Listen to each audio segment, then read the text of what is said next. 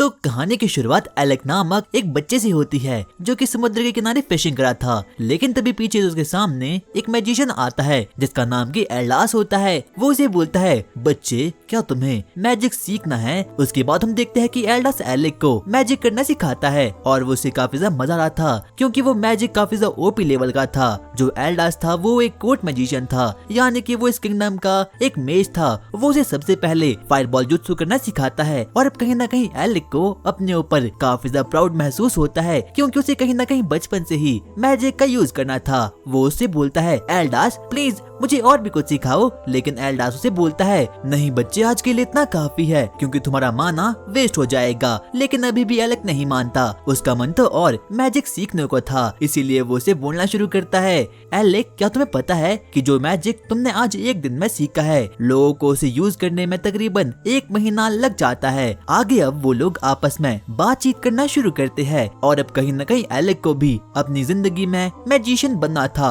और वो एल्डास से काफी ज्यादा इंस्पायर होता है। और जब एलेक एल्डास की इस बात को सुनता है तो वो काफी ज्यादा शॉक्ड हो चुका था। एल्डास एलेक को बोलता है, एलेक चाहे जो भी हो जाए, चाहे तुम जितने भी अच्छे मैजिशियन बन जाओ, पर चाहे कुछ भी हो जाए कभी भी कोर्ट मैजिशियन नहीं बनना। और अब आगे वो लोग मछलियां पकड़ना शुरू करते हैं। एल्डास एलेक को कुछ बताने वाला था लेकिन तभी अचानक से कांटे में एक मछली फंस चुकी थी। एल्डास एक बहुत ही पावरफुल मैजिशियन था लेकिन वो मछली पकड़ने में बिल्कुल भी अच्छा नहीं था, इसीलिए एलेक उसकी मदद करता है और अब वो लोग फाइनली मिलकर एक बहुत बड़ी मछली को पकड़ लेते हैं। आगे हम देखते हैं कि अब धीरे धीरे करके एलेक काफी ओपी मेज में कन्वर्ट होना शुरू हो चुका था क्योंकि उसका मैजिकल माना अब काफी ज्यादा स्ट्रॉन्ग हो चुका था। उसने फायर मैजिक और आइस मैजिक को मास्टर कर लिया था और अब फाइनली वो वक्त आ चुका था कि जब एल्डास इस किंगडम से कहीं दूर जाने वाला था। वो उसे बोलता है, एलेक अब मैं इस किंगडम से दूर जाने वाला हूँ। और जब एलेक इस चीज को सुनता है तो वो काफी ज्यादा ही शॉक्ड हो चुका था। वो उसे बोलता है, प्लीज ऐसा मत करो। अरे नहीं एलेक, मुझे जाना ही होगा और तुम्हें मेरी बात याद है ना, चाहे तुम जितने भी ओपी बन जाओ पर कुछ भी करके कोर्ट मैजिशियन कभी भी मत बनना।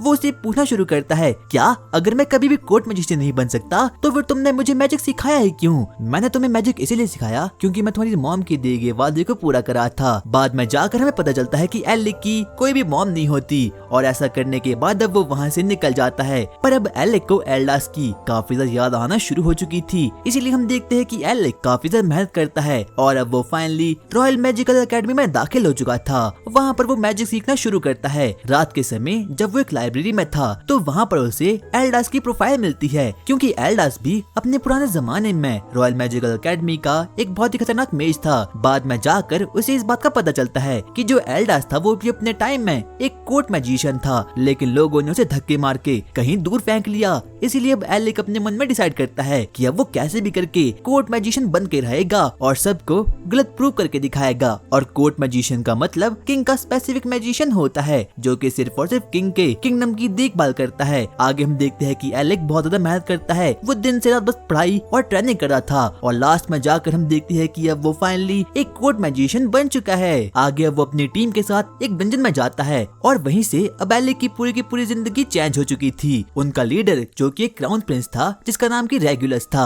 वो उसे बोलना शुरू करता है, हमने डिसाइड किया है कि हम तुम्हें अपनी गिल्ड से बाहर फेंक रही है। पर एलेक को कुछ भी समझ नहीं आता कि आखिरकार अभी अभी उसके साथ हो क्या रहा है क्योंकि क्राउन प्रिंस रेगुलस उसका काफी अच्छा दोस्त था। वो उसे बोलता है, आखिरकार मेरी गलती क्या है? क्या गलती? क्या तुम्हें पता नहीं तुम काफी ज्यादा वीक हो? मैं वीक हूँ इसका मतलब क्या है? रेगुलस उसे बताना शुरू करता है, क्या तुम्हें पता नहीं कि मैं हर बैटल में फ्रंट लाइन में रहकर लड़ता हूँ और जो कि एली द फायर मैजिशियन वो भी काफी अच्छा लड़ती है, लेकिन तुम जो कि एक मैजिशियन हो हमेशा ही हमारे पीछे रहते हो और कुछ भी नहीं करते। आगे हम देखते हैं कि एलेक उसे बताने वाला था कि आखिरकार वो हमेशा ही पीछे से रहकर क्यों लड़ता है, लेकिन रेगुलस उसे कुछ भी बोलने का मौका नहीं देता और वो उसे बोलता है, अब चाहे जो भी हो जाए तुम्हें मेरी टीम से बाहर निकलना ही होगा। और अब जिस बात को सुनकर कि एलेक एकदम उदास हो चुका था वो उनसे माफी मांगना शुरू करता है। लेकिन तभी हम देखते हैं कि एली बोलती है, क्या माफी मांगने लायक? तुम तो माफी मांगने लायक बिल्कुल भी नहीं हो और हाँ चुपचाप हमारी टीम से बाहर निकल जाओ। और अब बेचारे एलेक के पास कोई भी ऑप्शन नहीं बचता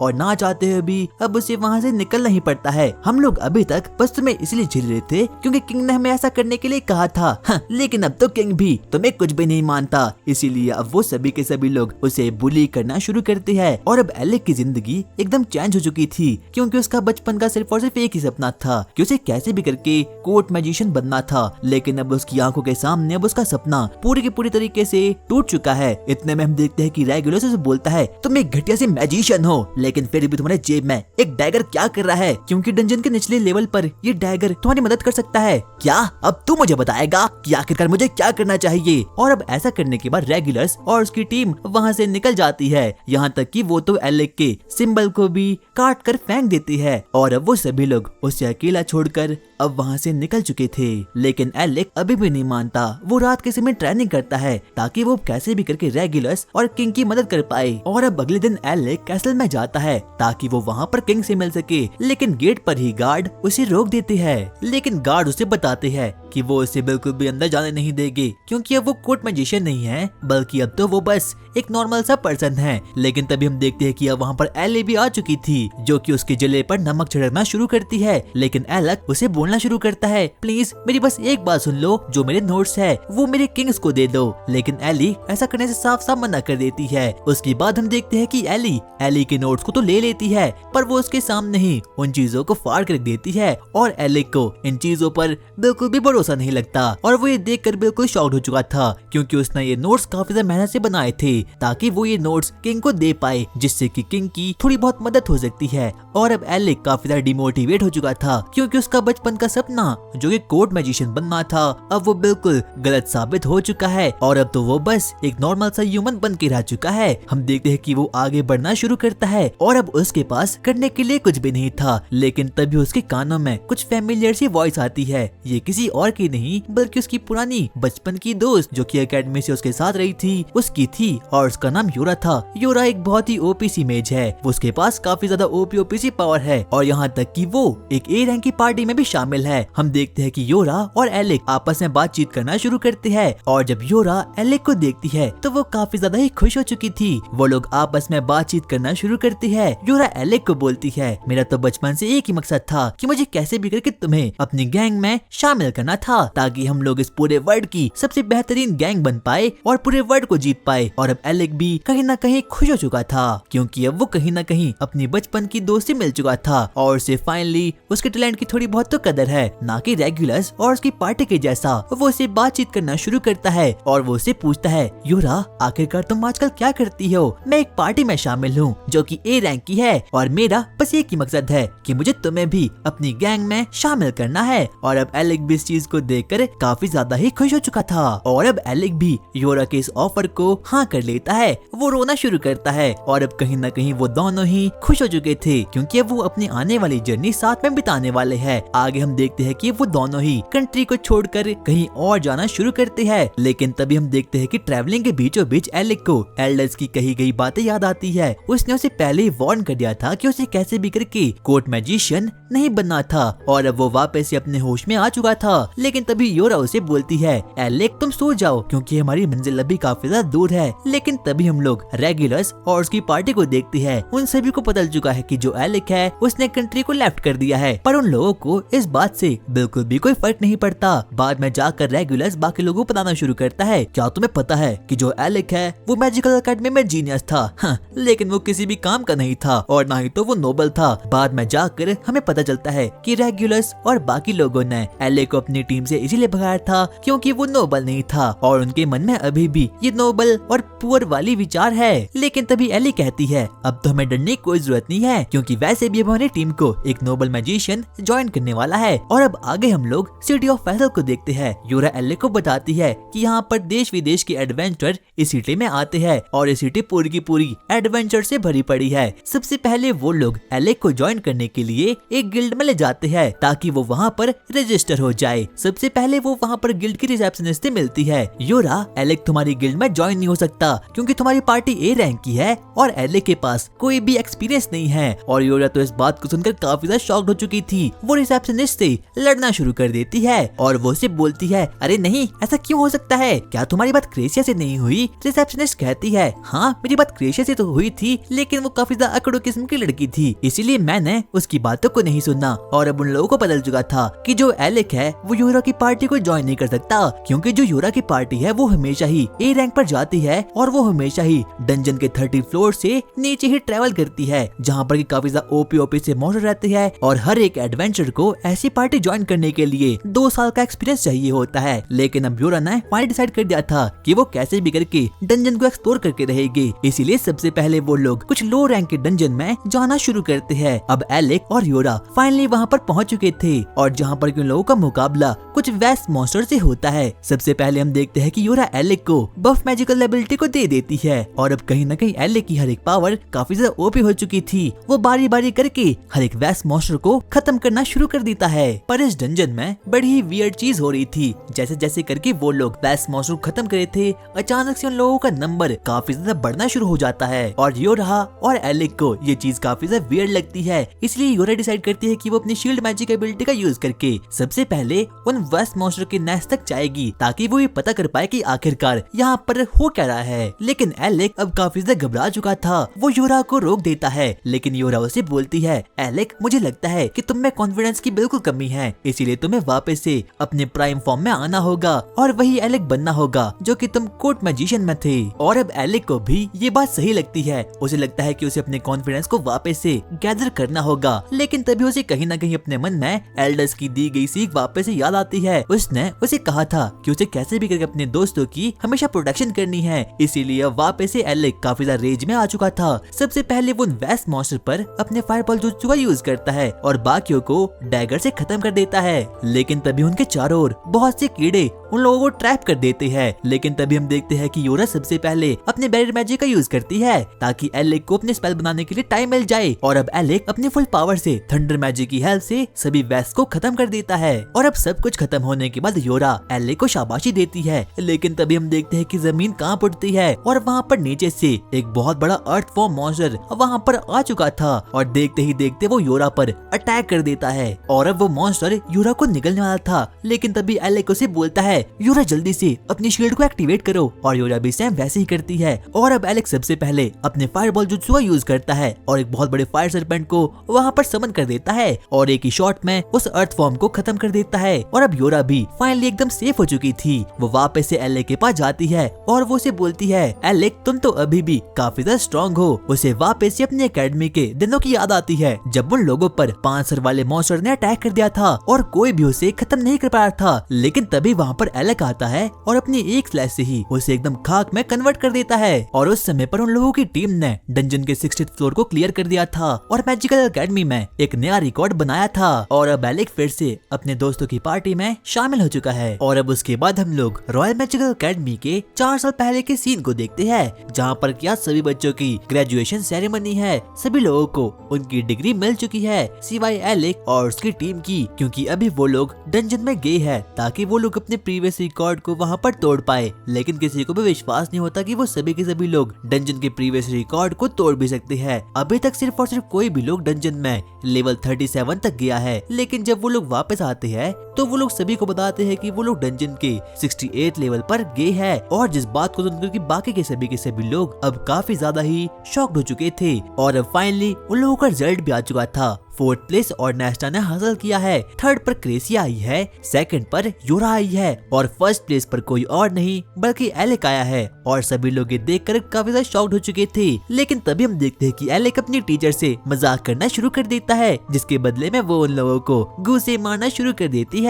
और अब वो सभी लोग काफी ज्यादा खुश हो चुके थे। उन सभी लोगों का सिर्फ और सिर्फ एक ही मकसद था कि उन लोगों को कैसे भी करके एडवेंचर बनना है। लेकिन तभी एलेक उन लोगों को रोक कर बताता है, देखो मेरा एक ड्रीम है है, अब मुझे कैसे भी करके अपने फादर के लिए कोर्ट मैजिशियन बनना है। और अब जब सभी लोग एलेक के इस ड्रीम को सुनते हैं तो वो लोग काफी ज्यादा शॉक्ड हो चुके थे, क्योंकि उन लोगों ने पहले डिसाइड कर दिया था कि वो लोग एडवेंचरर बनेंगे। यहाँ तक कि एलेक के मन में भी एल्लास की बातें याद आना शुरू हो चुकी थी। लेकिन कोर्ट मैजिशियन की सैलरी काफी ज्यादा अच्छी होती है, इसलिए वो डिसाइड करता है कि अब उसे कैसे भी करके कोर्ट मैजिशियन बनना है। लेकिन तभी हम देखते हैं कि योरा उसे बोलती है, देखो एलेक, ये तुम्हारा ड्रीम है, इसलिए तुम्हें इसे पूरा करना ही होगा। लेकिन अगर तुम्हें कभी भी हमारी जरूरत पड़ी तो बेझिझक हमारे पास आ जाना। और अब एलेक भी काफी ज्यादा खुश हो चुका था।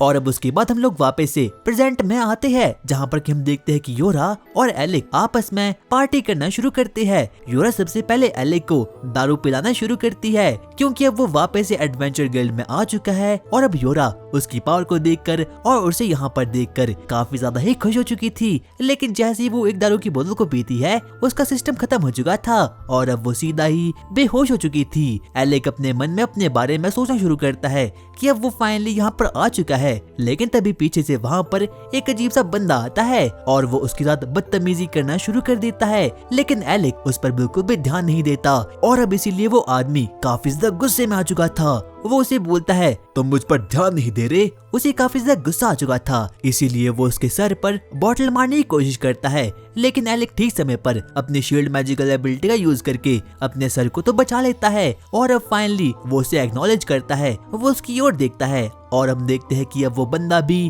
काफी ज्यादा गुस्से में आ चुका था। तो लगता है तुम्हारा ध्यान मुझ पर आ ही गया। पर एलेक को ये बिल्कुल भी समझ नहीं आता कि आखिरकार ये बंदा है कौन। लेकिन तभी हम देखते हैं कि वो बंदा अपने जेब से एक पास को वहाँ पर निकालता है और वो एलेक को दे देता है और वो उसे बोलता है, बच्चे, मैं चाहता हूँ कि तू मुझसे फाइट करे। लेकिन अभी भी एलेक को कुछ भी समझ नहीं आता कि आखिरकार वो है कौन। लेकिन तभी हम देखते हैं कि योरा अपनी नींद से उठती है। वो अपनी नींद में बोलती है, अरे गिल्ड मास्टर, आप यहाँ पर क्या कर रहे हो? और जब एलेक को इस बात का पता चलता है कि जो वो आदमी है वो कोई और नहीं बल्कि गिल्ड मास्टर है, तो वो काफी ज्यादा ही शॉक्ड हो चुका था। क्या तुम गिल्ड मास्टर हो? हाँ, मैं गिल्ड मास्टर हूँ। और अब एलेक उस गिल्ड मास्टर के साथ वहाँ पर ट्रेनिंग ग्राउंड में आता है और अब वो लोग बैटल करना शुरू कर देती है। लेकिन तभी हम देखते हैं कि गिल्ड मास्टर उसे वार्निंग देता है और वो उसे बोलता है, देखो बच्चे, इस फाइट का बस एक ही रूल है, अगर मैं तुम्हारी मैजिकल पावर से इम्प्रेस हो गया तो मैं तुम्हें उस पास को दे दूंगा। सबसे पहले वो वार्म अप होना शुरू हो चुका था। तो लगता है मुझे सबसे पहले अपने आप को इंट्रोड्यूस करना होगा। मेरा नाम लिवाइल है और मैं एक एस रैंक का एडवेंचरर हूँ। और यहाँ तक कि इस बात को सुनकर तो एलेक भी काफी ज्यादा ही शॉक्ड हो चुका था, क्योंकि एलेक भी अभी तक एस रैंक का नहीं है। और अब वो दोनों लोग ही बैटल करने के लिए एकदम रेडी हो चुके थे। सबसे पहले हम देखते हैं कि एलेक उस पर अपने थंडरबोल्ट मैजिक का यूज कर देता है और बदले में हम देखते हैं कि वो गिल्ड मास्टर एलेक पर अपने वाटर मैजिक का यूज कर देता है। लेकिन एलेक बाल उससे बच जाता है। लेकिन वो फिर भी नहीं रुकता। गिल्ड मास्टर सबसे पहले अपने जेट मैजिक का यूज करके अपनी स्पीड को बहुत ही ज्यादा ओपी कर देता है और वो सीधा ही उस पर वार करने के लिए आगे बढ़ता है। लेकिन एलेक उसे बाल डॉज कर पाता है। और यहाँ तक कि एलेक को तो ये समझ नहीं आता कि आखिरकार कोई इंसान इतना फास्ट कैसे दौड़ सकता है। एलेक जल्दी से अपनी शील्ड को ऊपर करता है, लेकिन फिर भी गिल्ड मास्टर के पंच से वो नीचे गिर जाता है। लेकिन इतनी पिटाई होने के बाद एलेक फिर भी मुस्कुराना शुरू करता है। वो उसे बोलता है, बच्चे, आखिरकार तू हंस क्यों रहा है? लगता है मुझे पता चल चुका है कि आखिरकार मेरे साथ प्रॉब्लम कहाँ है। मैं अभी भी कोर्ट मैजिशियन की नजरों से बस सोच रहा हूँ और मैं सपोर्ट करने की सोच रहा हूँ, बल्कि ना तो ऑफेंसिव होने की। लगता है मुझे ऑफेंसिव होकर ही तुमसे बैटल करनी होगी। अच्छा, तो क्या ऐसा है? उसके बाद हम देखते हैं कि एलेक्स सबसे पहले अपनी एक ब्रांच को निकालता है और वो अपनी मैजिकल पावर का यूज करके अपनी ब्रांच को एक स्वॉर्ड में कन्वर्ट कर देता है। और वो स्वॉर्ड काफी ज्यादा ओपी सी थी और अब गिल्ड मास्टर भी उसे बैटल करने के लिए एक बार वापस से रेडी हो चुका था। सबसे पहले एलेक उस पर चार्ज करना शुरू करता है और गिल्ड मास्टर भी अपने वाटर बॉल के साथ उस पर बिल्कुल रेडी हो चुका था। लेकिन इस बार एलेक ऑफेंसिव होकर लड़ना शुरू कर देता है। हम देखते हैं कि गिल्ड मास्टर एक बार वापस से अपने जेट जंप का यूज कर देता है। एलेक और वो दोनों ही एक दूसरे पर जल्दी से चार्ज कर देते हैं। लेकिन इस बार एलेक उस गिल्ड मास्टर पर थंडरबोल्ट मैजिक का यूज करता है और अपनी स्वॉर्ड से उस पर मार देता है। और यहाँ तक कि गिल्ड मास्टर उसके उसके इस मूव को देखकर काफी ज्यादा इम्प्रेस हो चुका था। लेकिन अब वो गिल्ड मास्टर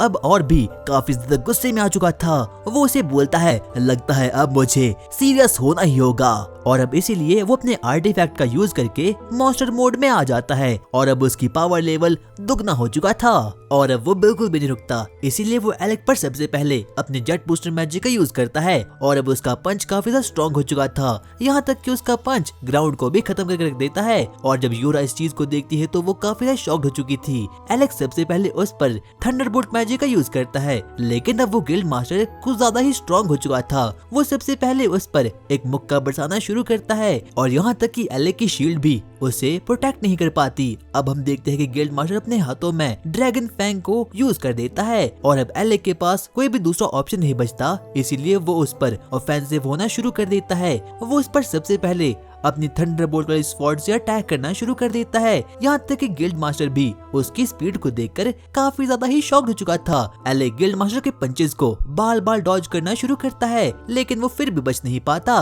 उसके बाद हम देखते हैं कि गिल्ड मास्टर एक और बार अपने जेट मैजिक का यूज करता है और वो देखते ही देखते एलेक की शील्ड को फोड़ देता है। इतने में यूरा बोलती है, एलेक ये सही मौका है। और अब एलेक को भी कहीं ना कहीं ओपनिंग मिल चुकी थी, इसीलिए वो जल्दी से गिल्ड मास्टर के पीछे जाता है और वहाँ पर वो अपने लास्ट पर स्पेशल मैजिक का यूज कर देता है। लेकिन जब वो गिल्ड मास्टर पर हिट मारने की कोशिश करता है तो उसका माना पूरी तरीके से ड्रेन हो चुका था, इसीलिए अब वो बेहोश हो जाता है। लेकिन गिल्ड मास्टर उसकी इस पावर को देखकर काफी ज्यादा ही इम्प्रेस हो चुका था। लेकिन तभी हम देखते हैं कि अब वहाँ पर और नेस्ट अब वहाँ पर आ चुका था। वो लोगों को बोलना शुरू करता है, हाँ, क्या तुम लोग मेरे बिना ही यहाँ पर मजे कर रहे हो? और अब गिल्ड मास्टर भी उसे यहाँ देखकर काफी ज्यादा ही शॉक्ड हो चुका था, क्योंकि एलेक और ऑर्नेस्ट बचपन के ही दोस्त थे। और जब ऑर्नेस्ट एलेक को यहाँ पर देखता है तो वो काफी ज्यादा खुश हो चुका था, क्योंकि अब उसका बचपन का दोस्त फाइनली यहाँ पर लौट आया है। लेकिन तभी हम एलेक को देखते हैं जो कि बेहोश पड़ा था। आगे अब यूरा और ऑर्नेस्ट आपस में बातचीत करना शुरू करते हैं, लेकिन तभी अब वहाँ पर गिल्ड मास्टर भी आ चुका था। वो लोगों को बोलना शुरू करता है, हाँ, तुम्हारा ये दोस्त काफी ज्यादा इंटरेस्टिंग है और इसके पास काफी ओपीसी मैजिकल माना भी है। और अब उसके बाद हम देखते हैं कि ऑर्नेस्ट उसे बताना शुरू करता है, क्या तुम्हें पता नहीं कि जो एलेक है वो मैजिकल एकेडमी में टॉपर था और यहाँ तक कि वो काफी ज्यादा जीनियस भी है। ऑर्नेस्ट यूरा को बोलना शुरू करता है, आखिरकार तुमने मुझे एलेक के बारे में पहले क्यों नहीं बताया? अबे भोंदू, क्योंकि मुझे भी अभी पता चला है। उसके बाद वो लोग लड़ना शुरू कर देते हैं, लेकिन तभी हम देखते हैं कि अब वहाँ पर गिल्ड की रिसेप्शनिस्ट वहाँ पर आ चुकी थी। वो गिल्ड मास्टर को बोलती है, गिल्ड मास्टर, हम बहुत बड़ी दिक्कत में आ चुकी है। इसीलिए अब गिल्ड मास्टर उसे अपने साथ कहीं और ले जाता है। आगे हम देखते हैं कि ऑर्नेस्ट और यूरा आपस में बातचीत करना शुरू करते हैं। ऑर्नेस्ट यूरा को बोलता है, तो अब मुझे एलेक के बारे में सब कुछ बताओ। और जब ऑर्नेस्ट को इन चीजों के बारे में पता चलता है कि आखिरकार एलेक के साथ क्या क्या हुआ, तो वो काफी ज्यादा ही शॉक्ड हो चुका था। और यहाँ तक कि अब ऑर्नेस्ट को उस किंग पर और प्रिंस रेगुलस पर काफी ज्यादा गुस्सा आना शुरू हो चुका था। क्या उन लोगों ने एलेक का यूज किया?